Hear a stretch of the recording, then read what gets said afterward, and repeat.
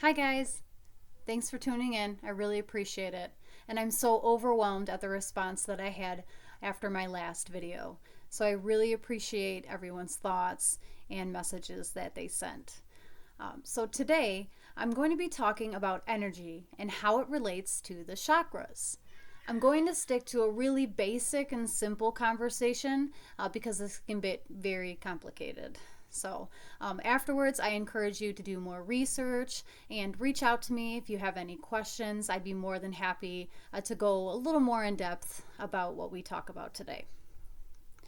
I'm going to start in grade school, what we learned about energy. Energy cannot be destroyed or created, it only changes form. So, how does that relate to the human body? Well, we appear to be solid. If you touch your hand, feel your skin, you feel solid. But if you were to put your skin and your body underneath a microscope, you would see millions of cells, which are made up of molecules. And molecules are created when two or more atoms form a chemical bond. And we know that the atoms are the basic building blocks of all matter. Even you. And in grade school, we were also taught about how an atom has a nucleus that is made up of positively charged protons and neutrons. Circling the nucleus are the negatively charged electrons. Now, in the 1940s and 50s came the confirmed discovery of elementary particles, known as quarks. That surrounds the electrons. They are so small that they aren't even measurable. We don't have anything in today's technology that can actually measure how teeny tiny these quarks are. So, to put this in perspective now, the nucleus of an atom and all of its components are so small compared to the rest of the atom that the atom is actually 99.9999999% empty space, making you and everything in the universe 99.99999% space. When I say empty space, I'm not actually meaning empty in the literal sense. It is filled with quantum fields and wave functions that are all constantly vibrating. It's all super weird. And for years, scientists suspected that there was more. Nikola Tesla in the late 1800s was quoted saying, "If you wish to understand the universe, think in terms of energy, frequency, and vibration." It's only recently that there's been a shift towards a new paradigm in the way that we view human life and its connection to source energy. Quantum mechanics is incredible. It's really interesting and really, really confusing. And even Einstein called it spooky action, as he so famously put it. So, now understanding now that we are all made up of energy vibrating at certain frequencies, balancing those energies within us and the rate at which we are emanating that energy is very important. Everything you are and everything you do and everything you feel is energy. In order for your body to function in an optimal way, you want your energy flowing smoothly and at a high vibration. So there are many different ways to raise your vibrations. That's including meditation and visualization, yoga, and energy healing. Examples of energy healing are acupuncture and Reiki. Another great thing to do is balance your chakras. So, what is a chakra? A chakra is a point of physical or spiritual energy in the human body. Chakra means ancient.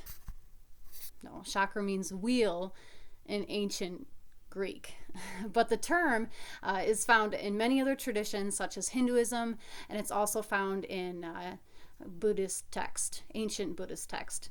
And it seems like they knew something that we're only just now finding out about.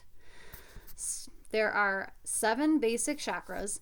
They start at the base of the spine and they end at the top of the head.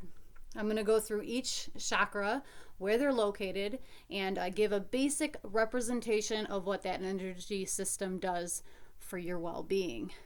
So we're going to start at the root chakra. The root chakra is located at the bottom of your spine. It's red in color, and it represents a feeling of safety or grounding. It has to do with your basic survival needs and your feeling of safety. If you don't have a balanced root chakra, you're going to be excessively negative all the time. You're going to be greedy, angry. You're going to always be in survival mode, worry and depression, eating disorders, things of that nature. Now moving up to the second chakra, which is the sacral chakra. That's lower belly and the groin area. It's orange in color. And that's going to represent emotions, relationships, expressions of sexuality, creativity, not having a balanced sacral chakra. You could be power hungry and manipulative.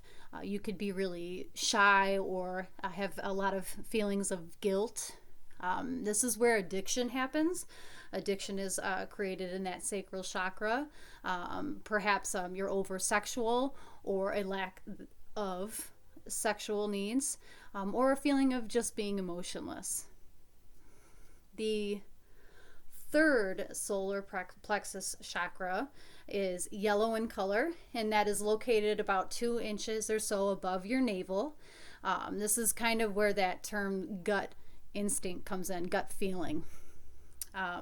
It controls willpower, personal beliefs, your personality, your making decisions and clarity of judgment, confidence and independence. If you're having an imbalanced situation there, you're going to be excessively controlling. You might feel helpless or powerless or have a lack of direction, not confident. Maybe you lack independence. So that's something to think about there.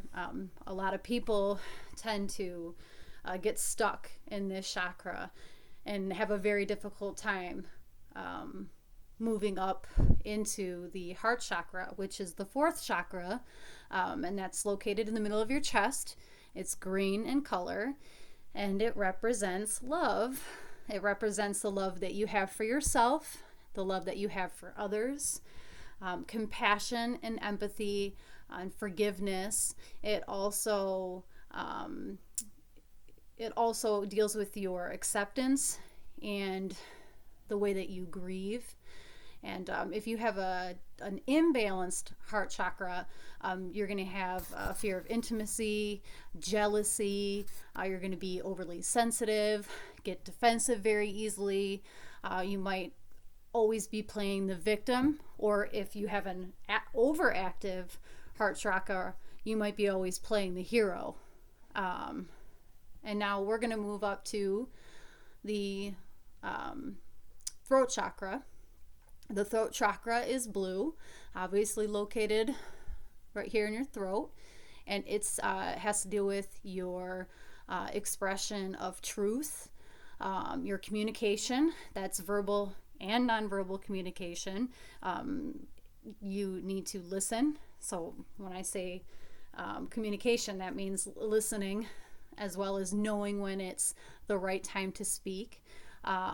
If you have an imbalanced throat chakra, you might have a fear of speaking. You might lie, not a good listener, maybe the inability to express yourself. So you can see where a lot of people tend to have a really imbalanced throat chakra. It's really common. So moving upward, we're going to move up to the third eye. The third eye chakra, located right in the middle. I'm sure you've seen a lot of famous artwork, album covers that have that third eye. Its color is indigo. We're moving up the Roy G. Biv, the rainbow scale. It's indigo. Now, the third eye is everyone's favorite. It's very interesting. It's exciting when you start to balance and concentrate on opening your third eye. It has to do with vision and intuition, clairvoyance, your connection to wisdom. It also motivates inspiration. If it's imbalanced, you tend to lose your sense of direction. You don't listen to your inner voice, and you can't let go of the past, or you're afraid of what's to come in the future. You might be extremely fixated on your beliefs and unwilling to open your eye to other things. So, okay, moving up to the last chakra, we have the crown chakra. The crown chakra is located at the top of the head, and it is purple. I lost my train of thought. My computer did this weird thing. Okay, sorry. Back to it. The crown chakra is purple. It's located on the top of the head. It has to do with consciousness and your awareness. It is your connection to limitless potential. It's universal transcendence. And if it's an underactive crown chakra that you're experiencing, you might be very materialistic and greedy, might have a lot of mental fog. And when you have an overactive crown chakra, you might lack empathy or project feelings of superiority over others. So you really need to keep that one balanced. It's an important one. So that's a quick rundown of the 7 chakras. If one of those chakras is out of balance, it causes the entire energy system to lack balance. Now, playing blocks as a child, you always wanted to make sure you had a strong and balanced base or a good grounding. And with your chakra system, it's the same way. You have to make sure that you have a good root chakra, a good grounding. So the best way to start is to balance your root chakra first and work your way up, balancing the rest. Now, most people tend, like I said, to get stuck right in that solar plexus area. So moving upward, it takes a lot of practice. It takes a lot of looking inside yourself and really doing those exercises that we talked about previously in the video. So that wraps up this little video of the chakra system and energy. I hope you learned something today, and thank you for watching. I hope that this helps you, and I hope that it starts to balance your life. Message me or comment if you want to learn more, and please like and subscribe to my YouTube channel so you can see my weekly videos. I'm also going to be uploading my favorite meditations for all the chakras, so check those out too. So in the meantime, until I see you again, stay healthy, happy, and woke, my friends.